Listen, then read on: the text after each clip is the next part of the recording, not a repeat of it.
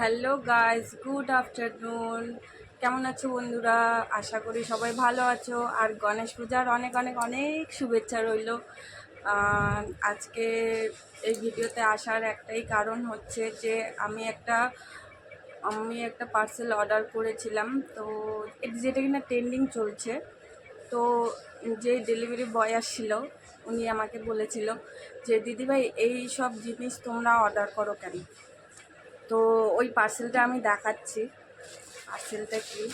তো পার্সেলটাই আছে, আজকাল এইসব ট্রেন্ডিংয়ে চলছে। দুর্গা ঠাকুর আছে, তার সাথে একটা মন্ত্র আছে। এটা আমি ওপেন করে দেখাবো আপনাদের। ভেবেছিলাম মহালয়ের দিন করে ভিডিও করব। তো এটা আজকাল ট্রেন্ডিংয়ে চলছে, সেই জন্যই আমি করেছিলাম। তো এই জিনিসটা দেখে ভাইটা আমাকে বলেছিল যে একটু দেখো যাতে জিনিসটা পায়ে না পড়ে। অবশ্য ভাইটা যা বলেছে আমি ভাবছি সত্যিই বলেছে, কিন্তু ট্রেন্ডিংয়ে চলছে, সবাই পড়ছে, সেই জন্যই আমি জিনিসটা অর্ডার করেছিলাম। কিন্তু ভাইয়ের কথাটা শুনে আমার একটু মনটা খারাপ হয়ে গেল, যে যেটা আর কি বলবো, বলার মতো কিছু নেই। কিন্তু যা বলেছে সত্যি বলেছে, যে এটা ভগবান, এটা মানে আমরা গায়ে কী করে পরবো, আর পরার পরেও সেটা মাটিতে লাগবে, পায়ে লাগবে, বা পিছনে এই আঁচলটা আমি জানি এটা পিছনে আঁচল, কিন্তু যখন আমরা আঁচলটা ছেড়ে পরবো তখন সেটা তো মাটিতে লাগবে, সেটাতে আমরা বসতেও পারি, তাই না? তো সেই জন্য খারাপ লাগছে। শাড়িটা ওপেন করছি। ট্রেন্ডিং শাড়ি।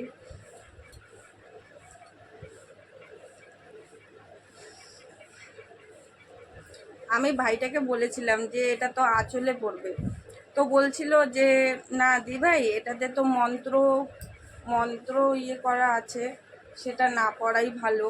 তো আমি ওনাকে একটা কোশ্চেন করেছিলাম যে ভাই, আজকাল তো সবাই হরে কৃষ্ণ লেখাওয়ালা শাড়িগুলো পরছে, বা কি বলবো, স্বস্তিক চিহ্ন শাড়ি পরছে, তাহলে আমি এটা পরলে কি অসুবিধা?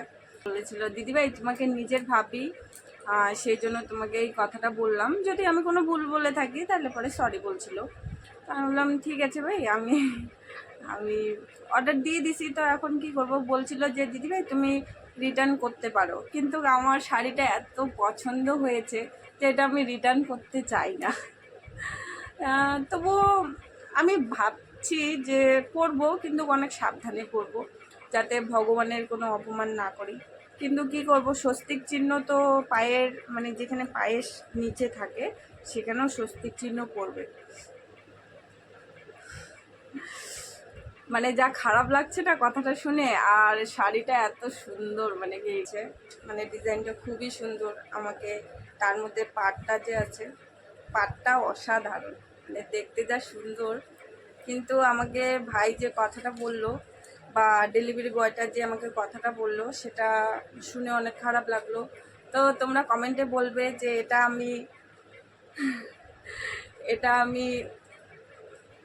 কি বলবো, মানে এত ভালো লাগছে শাড়িটা, কিন্তু ভাইটা আমার মনটা খারাপ করে দিল।